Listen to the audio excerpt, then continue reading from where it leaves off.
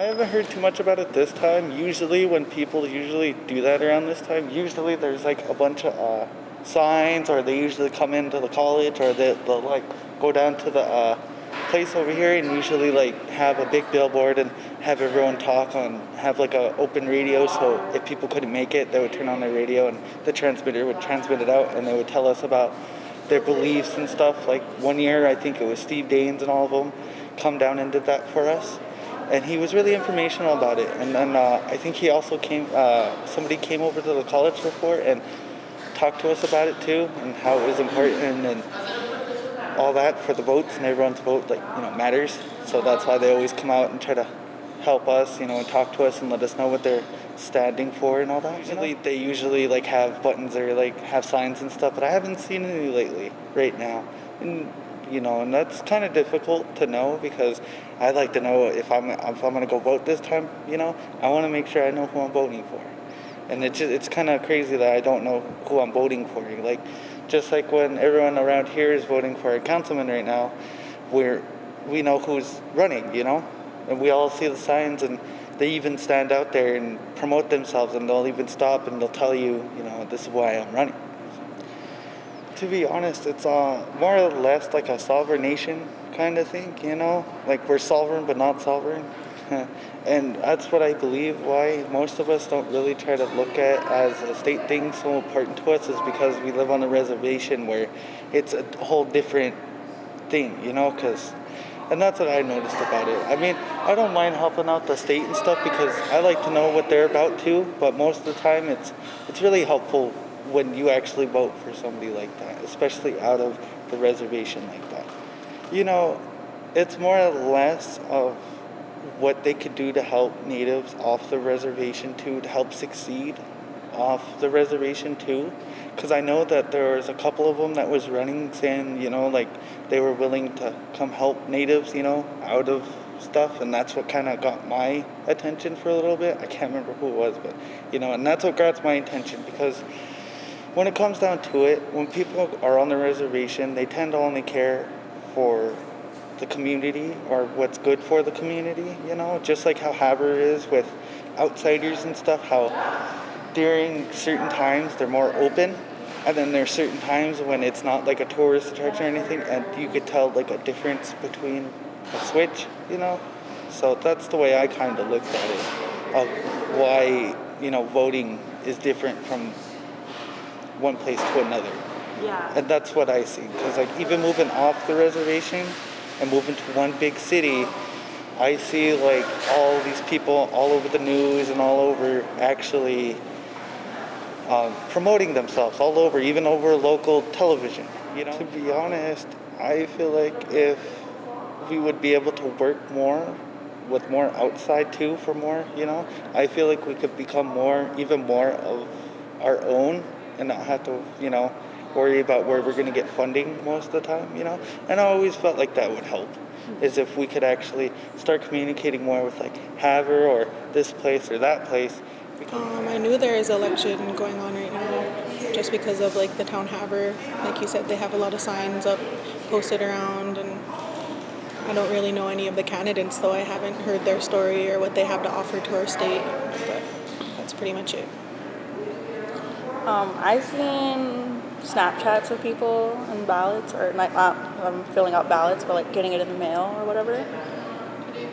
And all I know is like that, is it that Roe versus Wade things on there? Yeah. That's all I know. I don't really know candidates. I don't pay attention to government.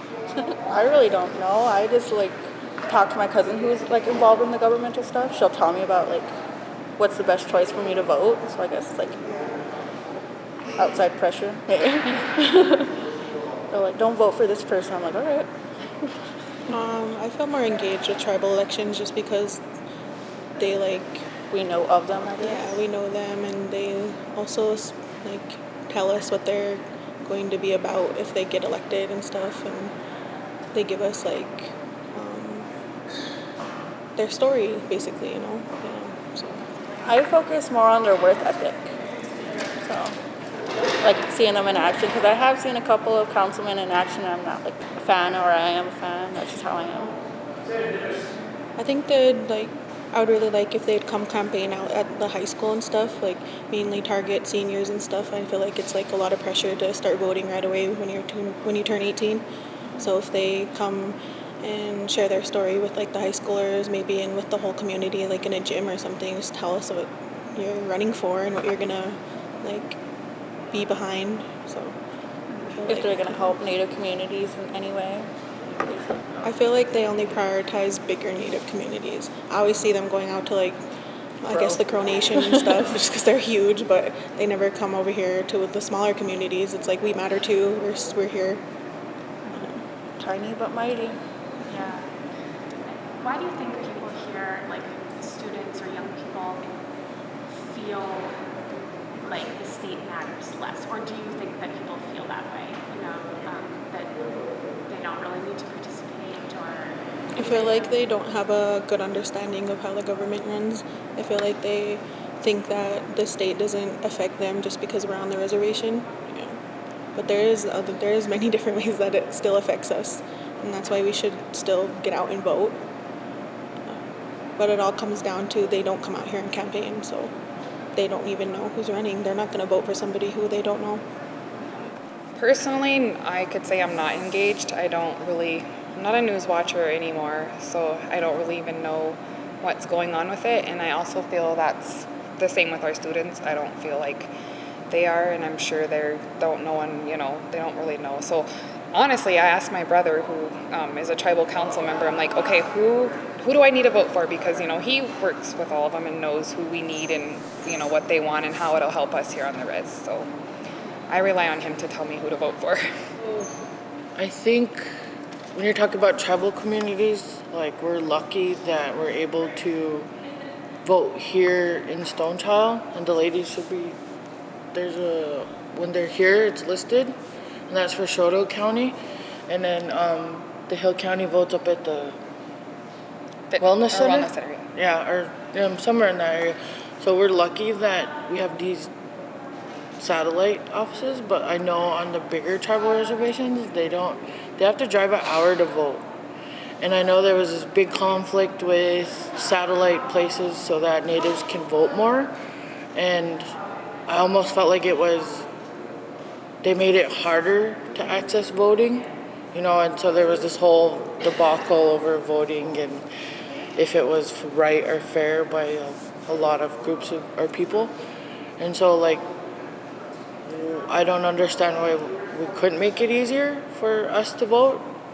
Different tribal communities, because if you look at Northern Cheyenne and Crow, they're so isolated. Hayes, Hart Butte, there's not a lot of places for them to go. And I think, I was trying to remember, but the last time someone came to Rocky Boy would have been when Bullock was running, and they hosted that at the rodeo grounds, and that was the last time we had anyone show interest for our community. We had one lady come, and I cannot remember her name, but she came here and walked around, and we had a Monday drum that day. So Hillary? What was Williams? But she drove, literally drove. Yeah, there you go. Yep. She drove all the way around Montana. She came, and I thought that was, when you look at being aware, we, especially our students, we're adults. We we should be able to, find out, go off their background, what they want, what are their hopes, what are they going to do for us. But, our students they're not so into it, imagine being that age. So it's nice to have people that are willing to come out and tell us their platform in person. To me, that's more personable than, a piece of mail you're going to get or a text to, A lot of times, too, are they really going to represent what even the youth believe, that is something that it's so disconnected, they don't really talk with them, not at them, there's a big difference. Just what's your concerns, I've never, not once, and when I taught in the education department, I said, you guys are teachers, make sure you look at the trends and who supports education, where's the funding going to when it comes through. Pay attention to that, and pay attention to how many people have actually came out here, what party, what are they talking about, how do they help your job. And so But that was that big push because they needed teachers in the smaller rural areas, and so that's it was a discussion within the class, and it was really hard, don't vote for this person, don't vote for that person. I just said, look into it, like who's supporting you and what the jobs you'll take here soon. That's a big deal, think about it. The biggest turn that I saw that young people voted was when Obama came through. Like that was a long time ago. So, and after that, like nobody was really talking, and so, like, honestly, he was younger. Like I honestly like. This is gonna sound bad, but they don't look, sound, or talk like kids. They're older. They. That's what I mean. Do they talk with them or at them? Do you not just and I hear? think the face too. I think Yeah, the face right. had a lot to do with it. I mean, you're hearing about, we're gonna have Change. our first, African American president, and the fact that, I mean, he went to a tribe, and of course, you hear that here, and like that's what they're hearing. It's like, it's getting his name out because at least he showed, he somewhat showed he cared. Yeah. He took the time to actually come to a tribe, and Right? Like we don't get a lot of that. We really don't. The other thing I was thinking too is like, so when we have this is something they've just done recently and it's optional, but when they're doing the tribal council elections, like they'll host like a community forum, and so you have all these supposed to be non-biased questions. That would be nice if they did, those same things, so then people can hear, and you make it virtual too, for those that can't make it, but then you could actually see them, video person, whatever, and hear what they, versus just reading what they say they're gonna do. I think it's a combination of what you said, but I also think it's, I don't think they realize, like we live here, and so we know the decisions that, our tribal council make are gonna affect each and every one of us. And, looking at the bigger picture, we know the state does too, but the understanding is, we just know here. We don't know how, who makes it in state office, how, when they represent us at the, the Congress part of it, and, the bigger side for funding and everything, they don't understand how that connects, those dots connect. So I think it's both. One of the biggest things, like when you plan something, anything, you want the people that are important to be at the table. Does that make sense? And so we are never offered a seat at the table. Like we are always like, oh, we're having, like there's always pushback. You look at our electric company, you look at all these services that we need outside. None of us sit on a board. None of us are welcome. That we like, hey, why don't you vote for your seat from your community to be represented at our Hill County Electric, or I'm not even sure what it's called, but our telephone electric, like there's a water line coming through. Like we've heard a lot of negativity associated with that because it'll run past.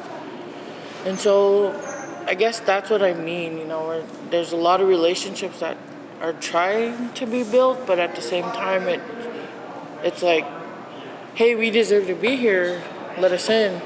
And then, there's some good people that say, heck yeah, come in, but at the same time it's like, It needs to be the people like them, you know what I mean? Yeah. Because they're, yeah. they're higher up, so it's people like that should think about things like that.